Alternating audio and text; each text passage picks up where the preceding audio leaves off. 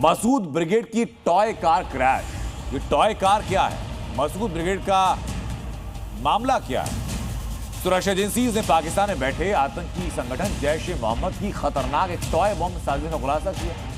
खिलौनों के अंदर विस्फोटक छिपाकर के भीड़ भाड़ वाले इलाकों और बच्चों तक दहशत पहुंचाने की प्लानिंग थी।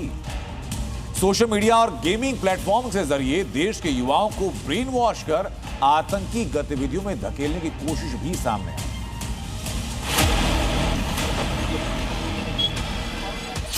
जैश की टॉय बम साजिश एक्सपोज, दहशत का प्लान दिल्ली डीकोड, पकड़ा गया मसूद का मोहरा।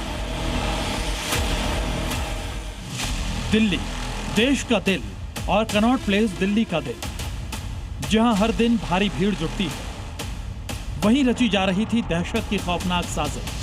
तो क्या आतंकियों के निशाने पर कनॉट प्लेस था? एक खिलौना कार, लेकिन इरादा तबाही का। टारगेट भीड़ भाड़ वाले इलाके और मकसद हिंदुस्तान को दहलाना। यह कोई फिल्मी सीन नहीं, बल्कि एक असली आतंकी प्लान था जिसे वक्त रहते नाकाम कर दिया गया। तो क्या आतंकियों के निशाने पर गेटवे ऑफ इंडिया था? यानी आतंकियों के निशाने पर देश की राजधानी दिल्ली और आर्थिक राजधानी मुंबई दोनों ही थे, और प्लान था खिलौना वाली कार से बड़ा धमाका करना। जैश-ए-मोहम्मद से ताल्लुक रखने वाले 2 संदिग्ध आतंकियों को गिरफ्तार किया है। इनकी गिरफ्तारी मुंबई के कुर्ला और मुंबई के खडवली इलाके से किया है, और इनके साथ 5 ऐसे नाबालिग बच्चे हैं जिसकी तलाश सुरक्षा एजेंसी लगातार कर रही है। दरअसल मुसाद अहमद और मोहम्मद हमाद, ये दोनों जैसे मोहम्मद और आईएसआईएस से ताल्लुक रखते थे। इन दोनों की गिरफ्तारी एक बड़ी कामयाबी मानी जा रही है। राजधानी दिल्ली में कार जो है टॉय कार के जरिए राजधानी दिल्ली को दहलाने की साजिश रच रहे थे।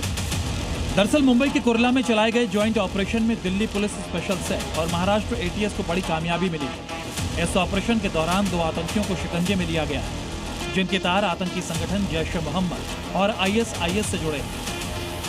और इन आतंकियों से पूछताछ में जो खुलासा हुआ है वो बेहद चौंकाने वाला है।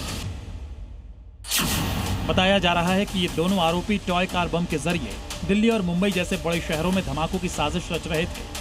इनका खौफनाक इरादा remote control toy car bomb के जरिए भीड़ भाड़ वाले इलाकों में हमला करने का था। ये दोनों न केवल जैश-ए-मोहम्मद के हैंडलर अबू हुफैजा के संपर्क में थे, बल्कि प्रतिबंधित संगठन आईएसआईएस से भी गहराई से जुड़े हुए थे। दोनों ने ही मिशन खिलाफत और सोल्जर ऑफ प्रॉफिट जैसे कट्टरपंथी समूहों को ज्वाइन किया हुआ था। ये इंटरनेट के जरिए बम बनाने की ट्रेनिंग भी ले रहे थे। अब इस मामले में जांच और भी तेज कर दी गई है। पैन इंडिया मॉड्यूल के लिंक खंगाले जा रहे हैं। मुंबई में 4 से 5 नाबालिग भी एजेंसीज के रडार पर हैं, जो कथित तौर पर आईएसआईएस की विचारधारा से प्रभावित बताए जा रहे हैं। जांच में पता चला है कि ये पूरा मॉड्यूल ओडिशा से संचालित हो रहा था और इसके हैंडलर भी सुरक्षा एजेंसीज के निशाने पर थे।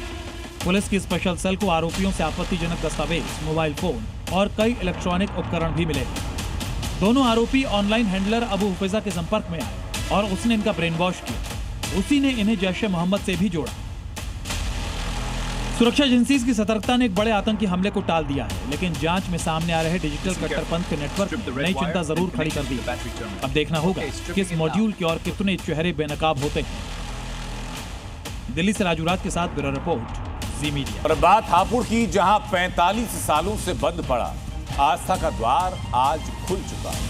गढ़मुक्तेश्वर में काल भैरव मंदिर को भूमाफियाओं के कब्जे से मुक्त करा लिया गया। योगी सरकार के जीरो टॉलरेंस एक्शन के बाद अब यहां फिर पूजा पाठ शुरू होने जा रहा है। दिखाते हैं आपको ये ग्राउंड रिपोर्ट।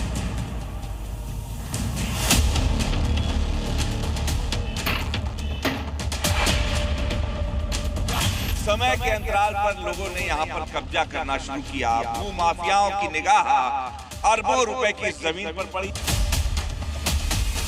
इसके पीछे तक पूरा कब्जा कर लिया गया था। भूमाफियाओं पर योगी का बड़ा प्रहार।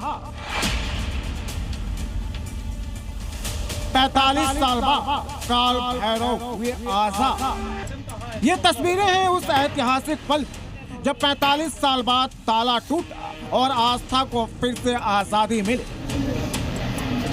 काल भैरव मंदिर, जिस पर दशकों से भूमाफियाओं ने कब्जा कर रखा था, जहां पूजा की जगह सन्नाटा था, जहां श्रद्धा की जगह ताला लटक रहा था,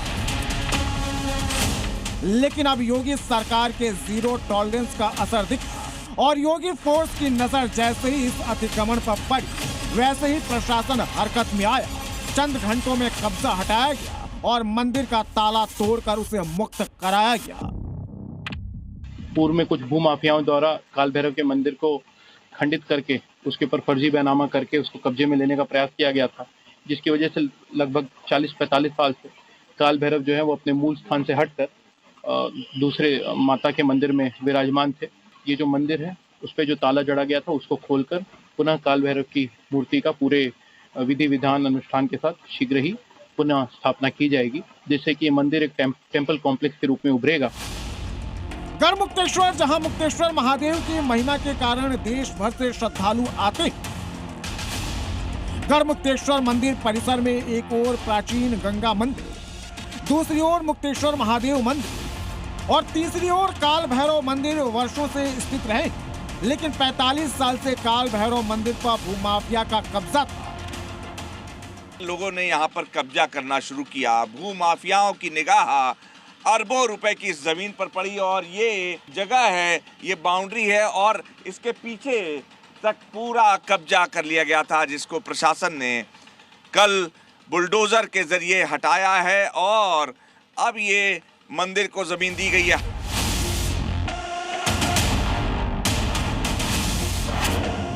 दरअसल नक्का कुआं इलाके में स्थित सैकड़ों वर्ष पुराने काल भैरव मंदिर पर कुछ भूमाफियाओं ने लंबे समय से अवैध कब्जा कर रखा था। मंदिर को खंडित कर वहां ताला जड़ दिया गया था, जिससे श्रद्धालुओं का प्रवेश पूरी तरह से बंद हो गया था।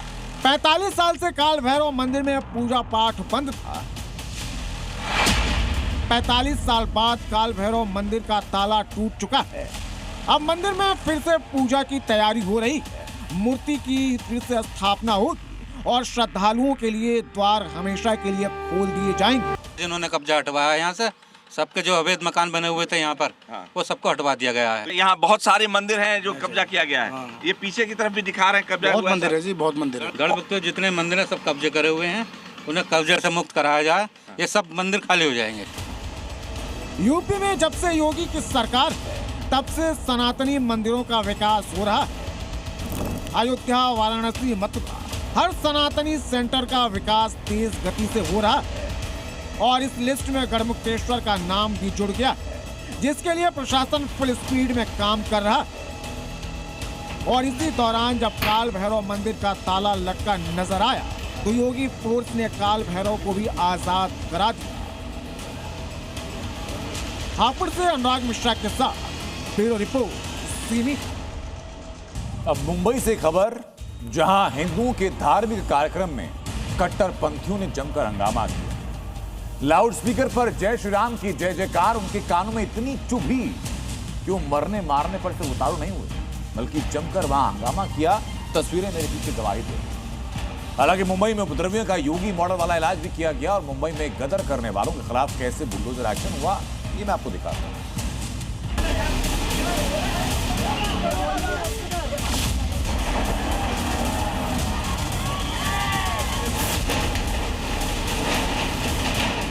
राम भक्तों पर हमला हुआ, बुलडोजर ने हिसाब लिया। मुंबई में कट्टरपंथियों का गदर, सनातन यात्रा में चले पत्थर। मायानगरी मुंबई, जहां की रातें चमकदार और अपनी रफ्तार के लिए जानी जाती हैं, लेकिन इसी मुंबई के मलाड इलाके में रविवार की रात को डर और सांप्रदायिक तनाव ने अपनी गिरफ्त में ले लिया। आधी रात का वक्त था, लोग अपने अपने घरों में थे। अचानक शोर उठा, नारे लगे, माहौल बिगड़ा और देखते ही देखते दो गुट आमने सामने आ गए। जो हंगामा बहसबाजी से शुरू हुआ था वो देखते ही देखते हिंसा में तब्दील हो गया। लेकिन सुबह होते ही मुंबई पुलिस और प्रशासन एक्शन में आ गई। जिन उपद्रवियों ने कल देर शाम यहां हिंदू कार्यक्रम में बवाल मचाया था, उनके खिलाफ कार्रवाई की। 8 लोगों को गिरफ्तार किया गया। उपद्रवियों के खिलाफ बुलडोजर एक्शन लिया गया। बीएमसी ने हंगामा करने वाले आरोपियों के अवैध निर्माण पर बुलडोजर चलाया और अवैध निर्माण को ध्वस्त करने का काम शुरू कर दिया। संतोष नगर का इलाका है, जहाँ पे रविवार की देर शाम को 2 गुटों में लड़ाई हो गई थी। आज सुबह यहाँ पर बीएमसी का एक्शन हुआ है। बीएमसी ने तोड़ कार्रवाई करी और अब तमाम भीड़ इस वक्त यहाँ पर आप देख सकते हैं। महिलाएं भी यहाँ पर आपके सामने दिख जाएंगी और तमाम जो लोग हैं, जो रेजिडेंट हैं लोकल, वो यहाँ पर हनुमान चालीसा का पाठ कर रहे हैं विरोध स्वरूप। जाहिर तौर पर कल जिस तरह हालात थे यहाँ पर बहुत ज्यादा यहाँ पर दोनों गुटों के बीच में एक हिंसक झड़प देखने के लिए मिली।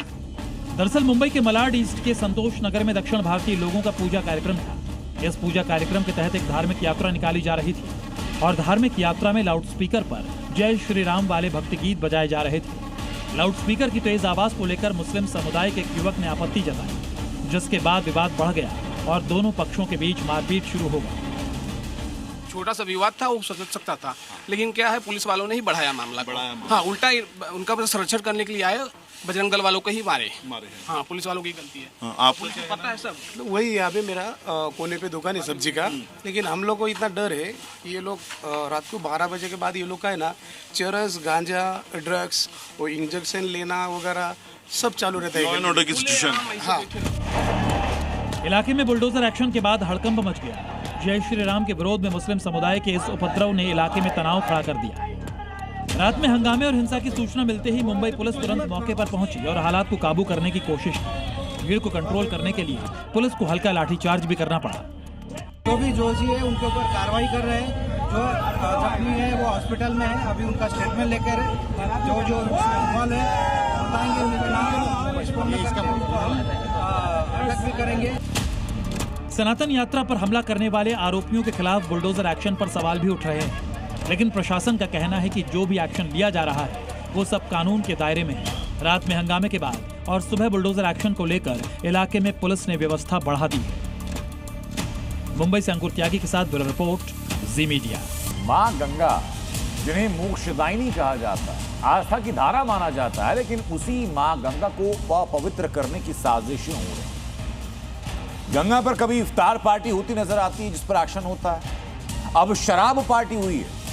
वाराणसी में मां गंगा में शराब पार्टी को लेकर पुलिस एक्शन में तो है, आरोपियों की तलाश की जा रही है, लेकिन फिर सवाल ये खड़ा होता है कि बार बार ऐसा क्यों हो रहा है और क्यों हर बार वीडियो वायरल होने के बाद ही प्रशासन एक्शन में आता है।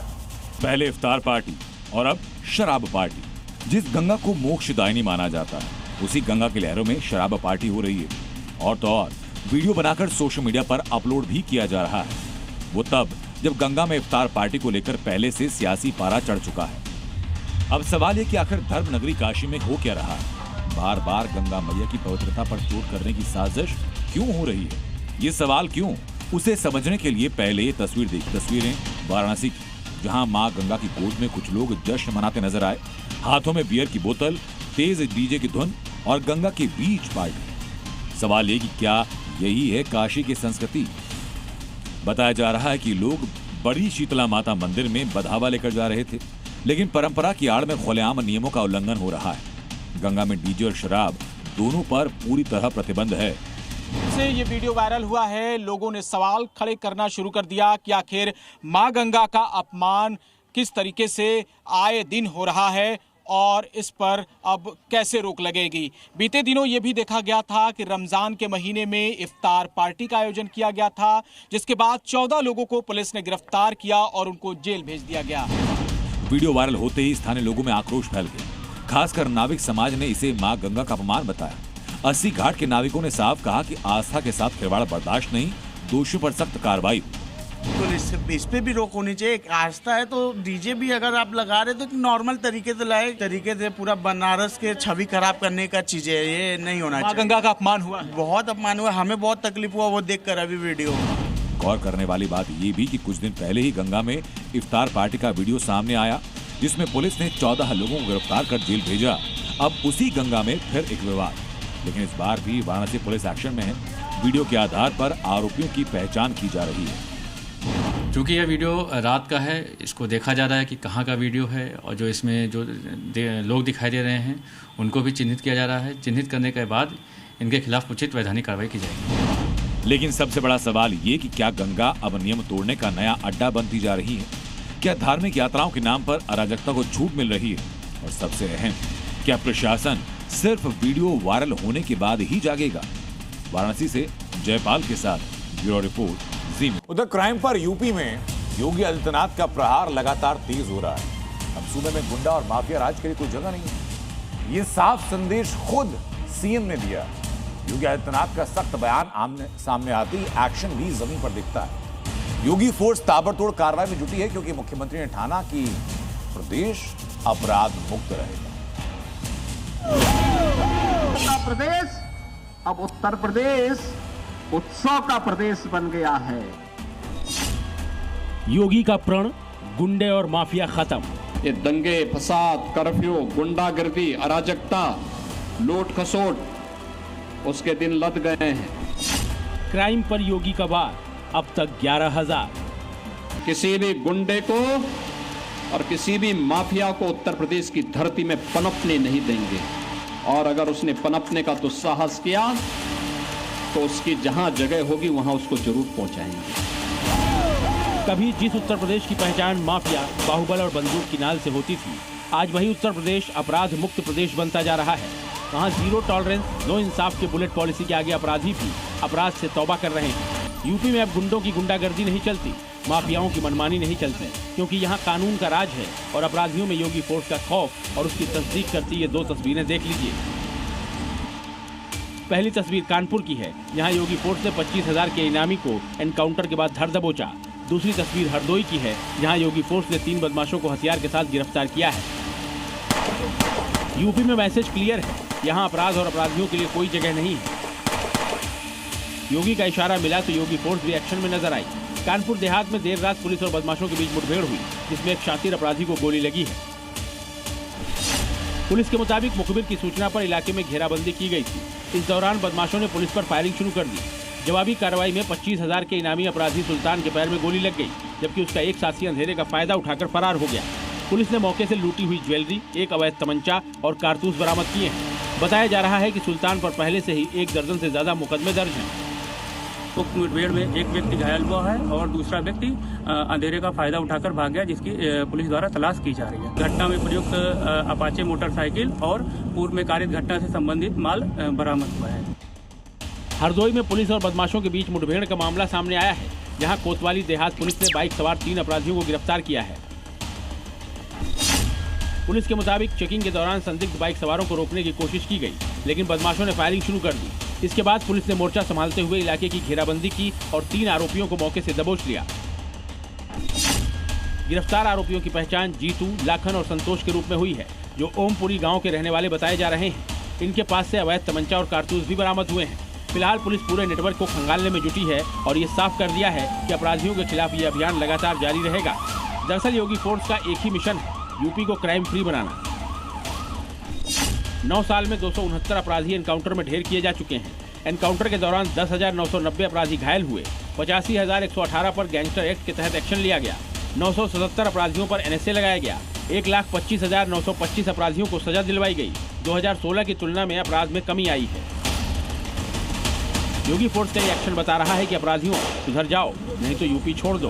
ब्यूरो रिपोर्ट, जी मीडिया। अब बात बंगाल की, जहां ममता बनर्जी के पार्टी मैनिफेस्टो के बाद हंगामा खड़ा हो गया। टीएमसी ने चुनावी घोषणा पत्र को इश्तिहार 2026 का नाम दिया। ममता बनर्जी ने 2026 के बंगाल चुनाव के लिए घोषणा पत्र जारी किया, वो बांग्ला में जारी किया, अंग्रेजी में जारी किया, उसके साथ साथ 6 अन्य भाषाओं में भी उसको जारी किया गया। लेकिन टीएमसी के मैनिफेस्टो के नाम पर बीजेपी हमलावर हुई है और ममता बनर्जी पर मुस्लिम तुष्टीकरण का आरोप लगा रही है। बीजेपी के शून्य করে দিন।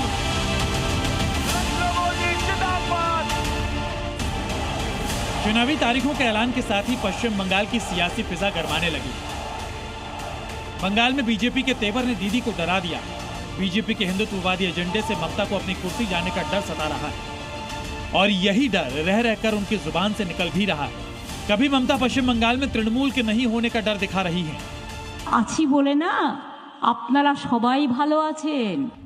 कभी ममता अपनी जान के खतरे का डर बेच रही हैं। কথা বলছেন যেন আমার মৃত্যুর কামনা করে আমাকে খুন করার কনস্পিরেসি করছেন, এই কিন্তু প্রভোকেশন স্টেটমেন্টগুলোর প্রমাণ, এটা মাথায় রাখবেন। तो कभी ममता बनर्जी बंगाल के बढ़ जाने की बात से लोगों को डरा रही हैं। ভুল के ভোট না দিলে এই বিজেপি শয়তানরা বাংলাটাকে দখল করবে, উত্তরবঙ্গকে দখল করে বাংলা থেকে বাদ দিয়ে দেবে। और अब ममता का यही डर बंगाल में वोट बैंक छिटक जाने का खौफ उनके मैनिफेस्टो यानी घोषणा पत्र यानी कि इश्तिहार की शक्ल में सामने आया है। दरअसल तृणमूल कांग्रेस पार्टी ने विधानसभा चुनाव में अपनी पार्टी के मैनिफेस्टो का नाम इश्तिहार 2026 दिया है, जिसके बाद मुस्लिम तुष्टीकरण को लेकर सवाल उठने लगे हैं, जिस पर राजनीतिक घमासान भी शुरू हो गया है। पीएम मोदी ने ममता के इश्तिहार वाले वादे पर बड़ा हमला बोला है। 1905 में मजहबी ताकतों ने बंगाल में लाल इश्तिहार जारी किया था। उसके बाद हिंदुओं का नरसंहार किया गया था। टीएमसी हमें उसी की याद दिलाना चाहती है। आपको बता दें कि बंगाल के इश्तिहार 2026 को लेकर प्रधानमंत्री ने जिस 1905 के लाल इश्तिहार का जिक्र किया, उसका लिंक आजादी के पहले के बंगाल से जुड़ा है। दरअसल 1905 से 1907 के बीच का समय बंगाल के लिए बेहद संवेदनशील था।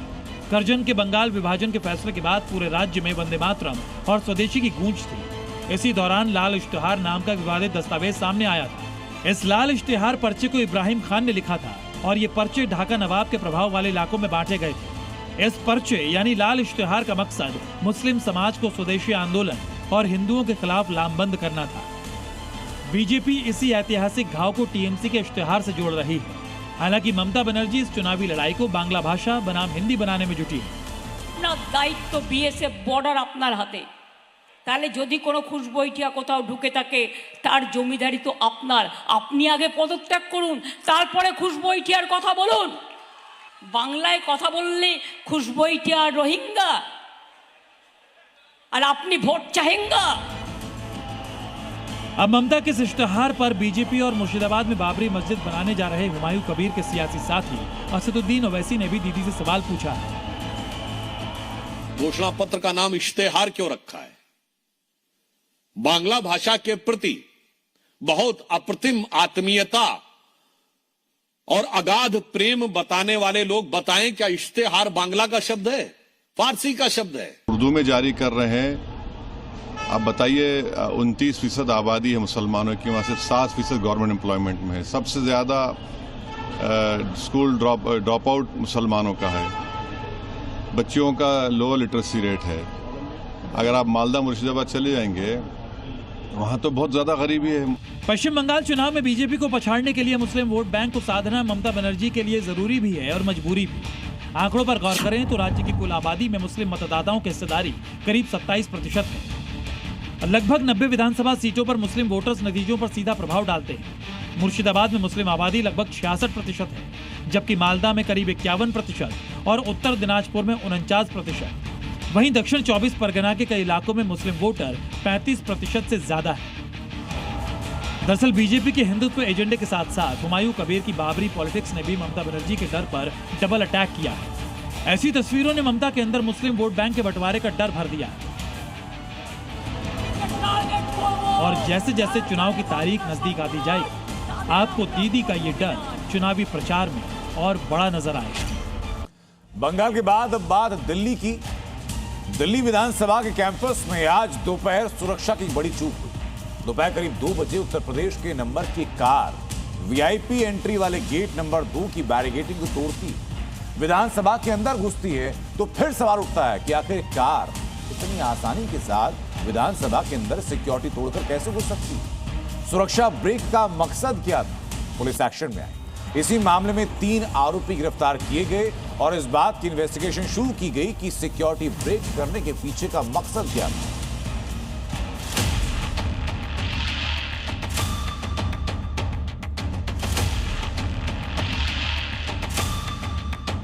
दिल्ली विधानसभा की सुरक्षा में बड़ी चूक। सिक्योरिटी ब्रेक कर क्या मैसेज दिया? जब दिल्ली विधानसभा में सबसे ज्यादा चौकसी होती है, सुरक्षा के लिए दिल्ली पुलिस से लेकर सीआरपीएफ के जवान भी तैनात होते हैं, लेकिन उसी समय खुलेआम दिल्ली विधानसभा की सुरक्षा को चुनौती दी गई। दिल्ली विधानसभा के गेट नंबर 2 पर सबरन अंदर घुसी एक कार के ड्राइवर ने विधानसभा अध्यक्ष विजेंद्र गुप्ता के कार्यालय के बाहर एक गुलदस्ता रखा। इसके बाद आरोपी उसी कार में मौके से फरार हो गया। चश्मदीदों के मुताबिक कार विधानसभा परिसर में घुसने के बाद कुछ देर तक अंदर रही और फिर बाहर निकलकर तेजी से भाग गई। यहाँ जो कार थी वो दाखिल होती है और उसके बाद में जो बुके है वो यहाँ पर रखा और उसके बाद में यहाँ से जो कार चालक है वो फरार हो जाता है। कार की पहचान टाटा सिएरा के रूप में हुई है, जिस पर यूपी का रजिस्ट्रेशन है। कार का नंबर UP 26AZ8090 है, यानी ये कार पीलीभीत नंबर की है। सबसे चौंकाने वाली बात यह रही कि कार के ड्राइवर सीधे दिल्ली विधानसभा स्पीकर विजेंद्र गुप्ता के कार्यालय तक पहुंच गया और वहां एक गुलदस्ता रखकर मौके से फरार हो गया। घटना के बाद दिल्ली पुलिस और सुरक्षा एजेंसियां अलर्ट पर हैं। CCTV फुटेज खंगाल रही है। डॉग स्क्वाड ने पूरे कैंपस की जांच की। FSL की टीम सुराग तलाश रही है। गेट नंबर 2 पर CRPF की तैनाती बढ़ा दी गई है। हालांकि दिल्ली पुलिस ने विधानसभा की सुरक्षा में सेंध लगाने वाली कार को बरामद कर लिया है और आरोपी को भी गिरफ्तार कर लिया है। साथ ही ये भी पता लगाने में जुट गई है कि आखिर दिल्ली विधानसभा की सुरक्षा में सेंध लगाने के पीछे उसकी मंशा क्या थी। दिल्ली से नीरज गौड़ के साथ ब्यूरो रिपोर्ट जी मीडिया। अब बताता हूं आपको ईरान युद्ध का सबसे बड़ा खुलासा क्या है। दरअसल जिस ऑपरेशन को लेकर ट्रंप अपनी सेना की तारीफ नहीं करते थक रहे थे, उसी मिशन पर कई तरह के सवाल खड़े हो चुके हैं। मिशन है ईरान की सरजमीन से एक अमेरिकी पायलट का और एक और अफसर का रेस्क्यू करना।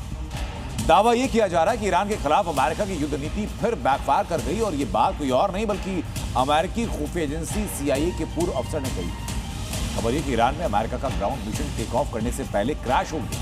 कैसे क्रैश हुआ, कैसे रिवाइव किया गया, इस रिपोर्ट में दिखाते हैं आपको। शुरू होने से पहले ट्रंप का ग्राउंड ऑपरेशन फेल, अमेरिका का सबसे बड़ा झूठ, सनसनीखेज खुलासे।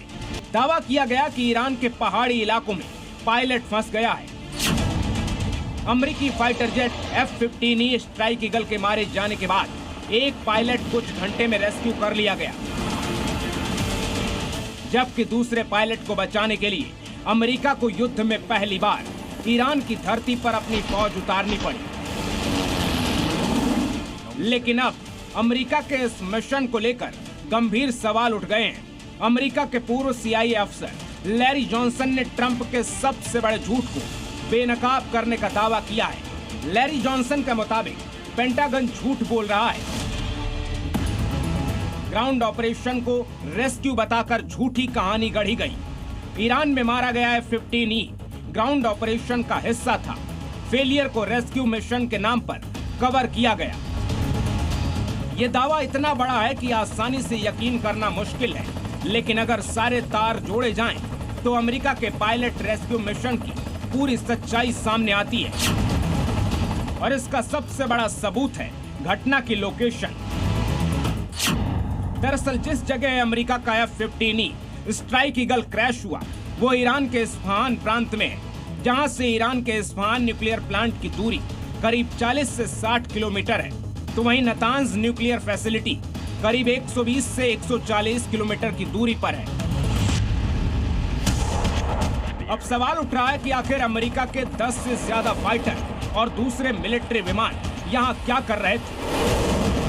किसी रेस्क्यू मिशन में आमतौर पर इतना बड़ा सैन्य बल कभी इस्तेमाल नहीं होता, और दुश्मन की जमीन पर इतने सारे हथियार लेकर जाना यानी खुद अपनी मौत को दावत देना। तो आखिर ऐसा क्या था कि अमेरिका ने इस मिशन में अपनी पूरी ताकत झोंक दी।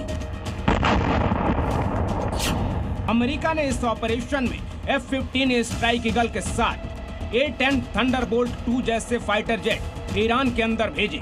UH-60 ब्लैक हॉक और MH-6 लिटिल बर्ड्स जैसे कई लड़ाकू हेलीकॉप्टर यूनिट में शामिल थे। Military transport aircraft C-130 Hercules मौके पर था। Special operation aircraft MC-130J commando 2 जो कि US फोर्सेस को बहुत कम समय में लैंड करा सकता है और एयरलिफ्ट कर सकता है। इसके अलावा F-35 stealth fighter B-1, B-2 bomber backup support में रखे गए।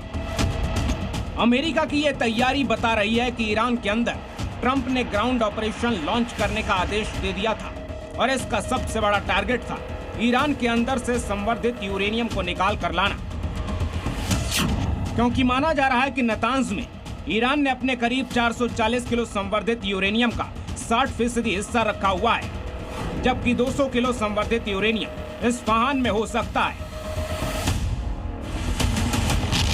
वैसे तो अमेरिका और इजराइल ने दोनों ठिकानों पर सैकड़ों टन बारूद बरसाकर सब कुछ तबाह करने का दावा किया, लेकिन रिपोर्ट्स के मुताबिक ईरान का संवर्धित यूरेनियम कहीं मलबे के बीच या फिर इस्फहान और नतांज के पहाड़ों में बनी सुरंगों के बीच कहीं छिपा हो सकता है। ईरान के जवाबी हमले से अमेरिका बुरी तरीके से फंस चुका है, क्योंकि एक नहीं बल्कि अलग अलग मोर्चों पर अमेरिका की कमजोरी सामने आ चुकी है।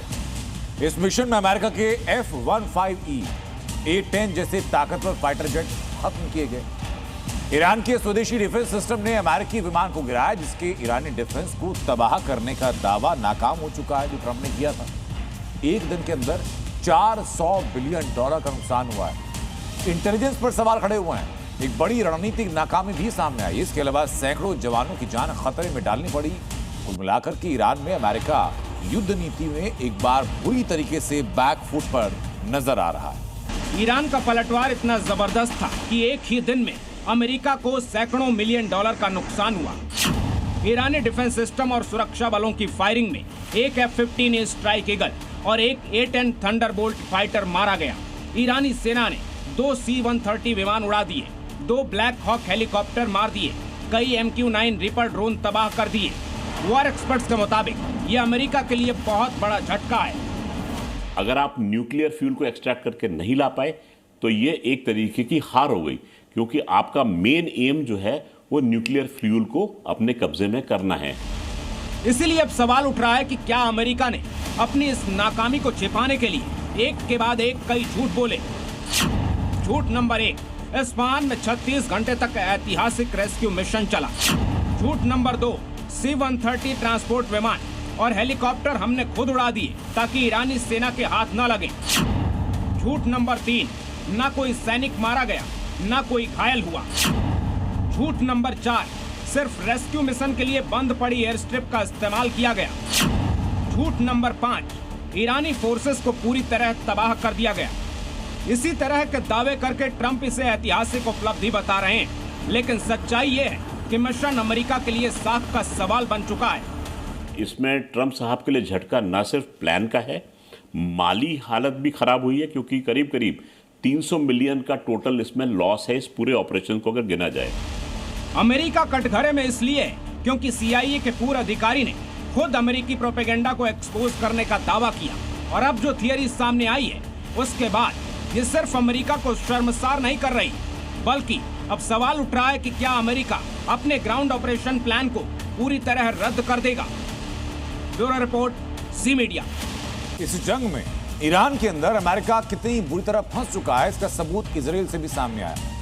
खबर यह सामने आ रही है कि अमेरिकी पायलट्स को बचाने के लिए इजराइल को अपनी सबसे खतरनाक फोर्स भेजनी पड़ी, सायरेत मक्कल। अमेरिका के साथ इस मिशन में सायरेत मक्कल की जरूरत क्यों पड़ी और ये इजराइल की स्पेशल यूनिट कितनी खास है, इस रिपोर्ट में दिखाते हैं। अमेरिका को ईरान में इजराइल ने बचाया। सायरेत मक्कल फोर्स का ऑपरेशन ईरान